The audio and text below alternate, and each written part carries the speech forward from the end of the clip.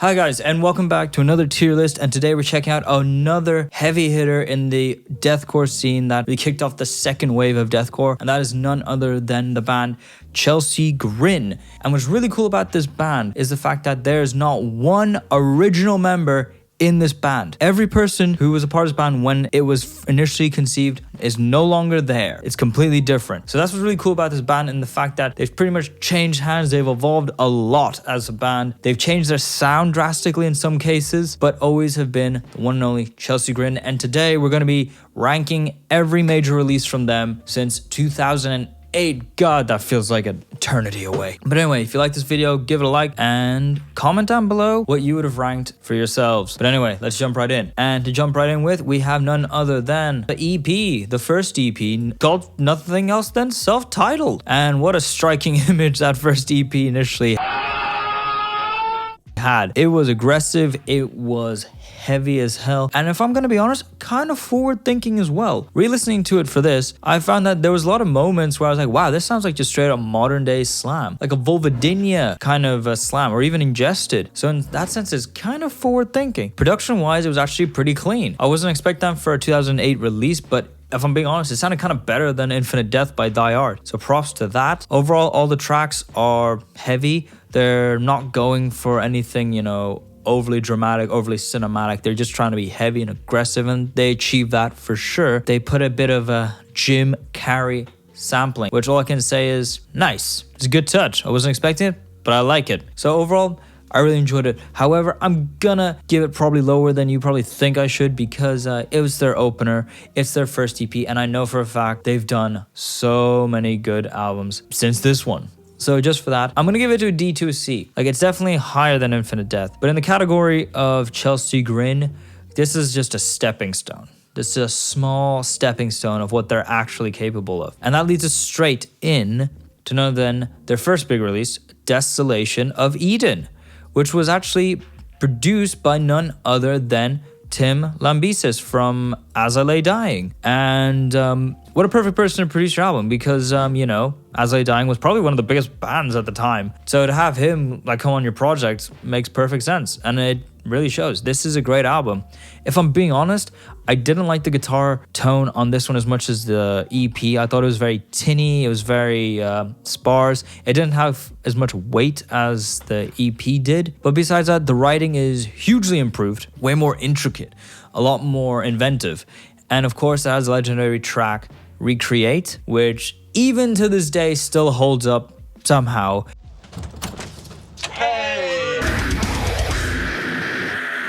And the band themselves still perform it with every show. And this is, again, a band that does not consist of any of the original members. So it's technically a completely different band covering this song, which I think is kind of funny, but kind of cool at the same time.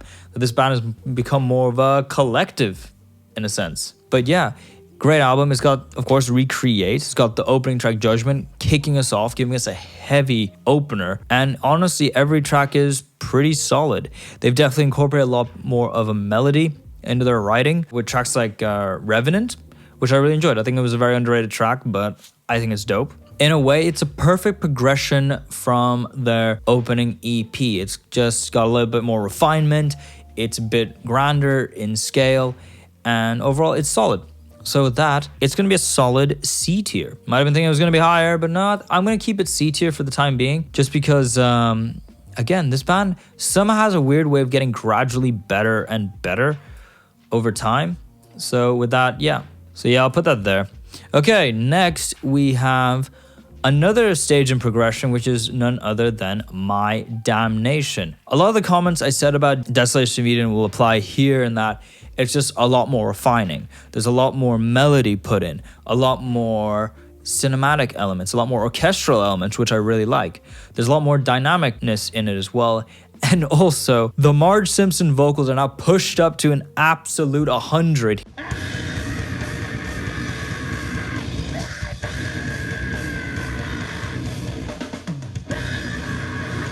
Here, where I don't know if it was like a gimmick that Alex went this hard on it, but my god, his vocals here are just absolutely they're borderline hilarious listening to it back. But it is, again, a huge improvement.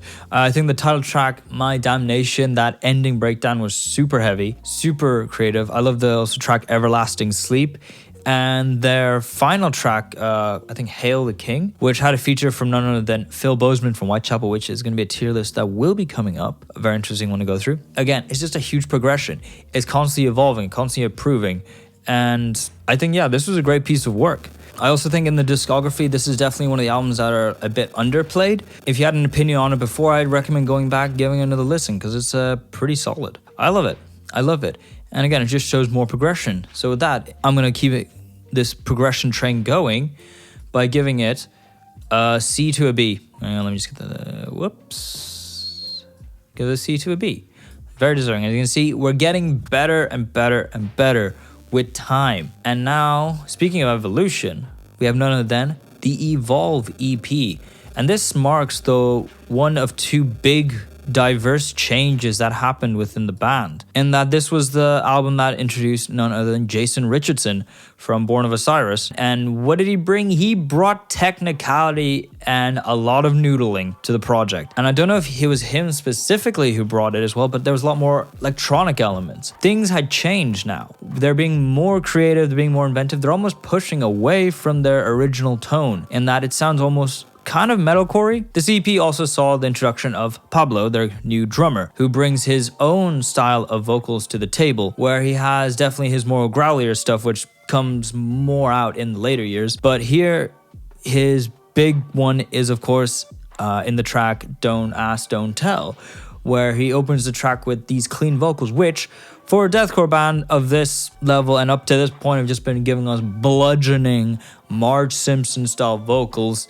To hear clean vocals out of nowhere, it's a bit of like a, what's going on? What's going on? I thought this was a heavy band. But besides the track Don't Ask, Don't Tell, I think every track on this EP is absolutely amazing. I think, if I'm being honest, this is probably the most listened to EP I've ever listened to in my life. Just because every track is so unique. Each track is able to stand on its own feet without any issue, and it's heavy. The production is insanely good, and the guitars are sounding beefy. The drums are pummeling. And even all the instrumentation and synthesis that is used on this album is really well placed. Like, nothing feels overpowering, nothing seems to be in the way. It's all just really well placed. And honestly, it was a really nice evolution for the band. So with that, it's going. Again, I'm going to be putting this straight in the A tier. Yeah, that's right. I'm putting it in the A tier. I think it's that good. As an evolution for 5 tracks, what you get from it is just, it's mind-blowing. But speaking of evolution, we get to our next one, which is Ashes to Ashes, which, like previously when it comes to the band, you know, doing an EP and then evolving it into a full-blown thing, this is it. This is Evolve on steroids, pretty much. This is a long-ass album, especially for deathcore lengths. Like, this is probably the longest I've seen. I know there's like really long deathcore albums, but this is definitely up there as one of them. Jam-packed with heaviness that expands pretty much every reach of the deathcore genre. A lot more noodling, a lot more Jason Richardson moments, a lot of synthesis, a lot of dynamic range. Pablo is using his growls more. There's kind of like a duet thing going between Pablo and Alex throughout this album, you know, sort of a back and forth. One screams, the other replies, and it is fantastic. I think as a deathcore project, as a deathcore album, this is one of the best ones out there. Tracks like Letters, Morta Eterna, I've probably pronounced that horribly wrong, sorry. Playing with Fire, Nightmare, and so many other tracks that show just the diversity that the band can do when it comes to their songwriting. And it is just an amazing album. I love it. I think if you're a deathcore fan, you should definitely check it out. I think it's quite a staple in the deathcore lineup, and I think it's just, in a way, it's kind of groundbreaking as an album. It just does everything right. If I'm really being picky, the only thing I don't like about it was the length. I thought this was a long ass album. By the end of it, it did wane on me a little bit. There's only so much deathcore you can take in one sitting, so I did listen to it in 2 sittings initially when I listened to it, because it's just impossible to listen to it in one go. But regardless of that, it's an amazing album. Go check it out. And with that, I'm giving it It's pretty much A to S. A to S. I'm gonna give it like a high A to a high S. It's really good. It showed the band that they're really next level and know what they're doing. But things change. Things change. And that's where we get to the next album, Self-Inflicted. I could technically say this is another big point in the band's career of change. I wouldn't say it was a change in the right direction. This was more change in like, they went back in time a little bit. In that Jason Richardson left the band because of musical differences, and I'm not really surprised. Jason, it seems wherever he goes, he brings this ridiculous level of virtuosic guitar playing, and for some bands it just doesn't work. I thought it worked pretty well in this band, but I guess the band didn't feel the same. So that's their call. So with Self-Inflicted, the band sees themselves going back kind of to the period of My Damnation, but modernized, in that the noodling is gone, pretty much gone. And we're going back to just heavy breakdown style work. We still have Pablo doing his part of singing and Alex doing kind of responses, back and forth still there. It's still as heavy as hell. I think there's even lower tuned guitars this time. I think we're going to 8 strings. It's heavy. I'm not going to deny it's a great album, but unfortunately, because of the changes, again, it just lacked that kind of uniqueness that we got from Ashes to Ashes and Evolve. It sees the band kind of moving backwards in their sort of evolution. Kind of disappointing, but I still think it's an amazing album. I definitely wouldn't put it as high as like Ashes to Ashes, but I did like some of the tracks. Skin Deep was, I think, the opening single they put out for it, which I thought was really heavy. Clickbait as well was really good. Four Horsemen was one of my personal favorites. And Welcome Back, which I thought was kind of a cringy title, and even the opening line was a bit cringy, but I still think it was a great way to sort of welcome back, I guess, the old school style of Chelsea Grin, whatever that means. So overall, as an album, it's really solid.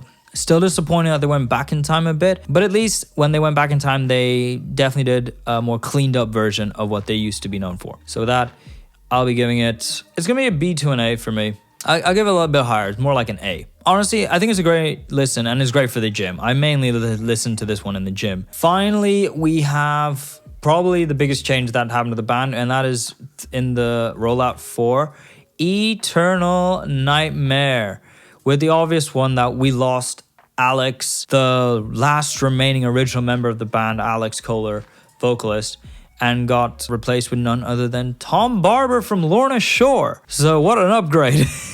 Well, it's not an upgrade, it's more like a side grade. Like Alex was great and Tom is great. And this album is great. But as I said, this was their second big change where there's no longer any original members. Every person in the band was not there when this band started. And in a weird way, it creates a situation where there's definitely a lot more creativity involved. This album, the best way I can put it, it's a really good balance of old and new, in that it's sounding new because none of these members really have a tie with the original sound, so they can add a lot more of their own thing to it. And Tom Barber brings his legendary vocals from Lorna Shore, which are so unique, very compressed in my opinion. I didn't always like that part of it. It's just so goddamn compressed. Still powerful, still huge, and it really fit the sound. When we first heard the track Dead Rose that came out for this album, I think a lot of people were shocked, but accepted it. They accepted it because it didn't seem insulting to what the band had built prior to this. In fact, it was sort of taking the band and pushing it to the next era, pushing it to the modern era, and that's, I think, exactly what this did. I feel like with Self-Inflicted, they were holding on to something that probably they shouldn't have, and they probably could have done Eternal Nightmare one album earlier, but we still got it. Every track on this album is a banger from start to finish. I love every track. I think it was one of my favorites of the year when it came out, and I can't really fault it. As I said, the only issue I really had was Tom Barber's vocals, but that's not specific to Chelsea Grin. That's more specific to Tom Barber, where he is so compressed that he just sounds like his microphone's going through a guitar amp, which I know it's a style, but for me personally, I never really enjoyed it. But the writing is solid. Every part of it is just really consistently good. And with that, I'm going to be giving it an A to an S. Not as high as Ashes to Ashes, but definitely still, it's an A to an S. About there. Yeah, I'd say right there. But anyway, that is my ranking for every major release from Chelsea Grin. Write down below, did you agree with me? Did you not? Write down your ranking as well. And besides that, I hope you enjoyed this video. Again, this was a longer video, so if you stuck around, thank you so much. It really means a lot. And subscribe if you want to see more videos like this. Most likely with the pattern that's coming around here, I'm probably going to get around to doing either Whitechapel or Suicide Silence next, because both those bands, again, are very distinct and iconic for this era, and I'll get around to them. Write down below which one would you rather see first, Suicide Silence or Whitechapel. But besides that, stay hydrated, and I'll see you guys in the next video. Bye.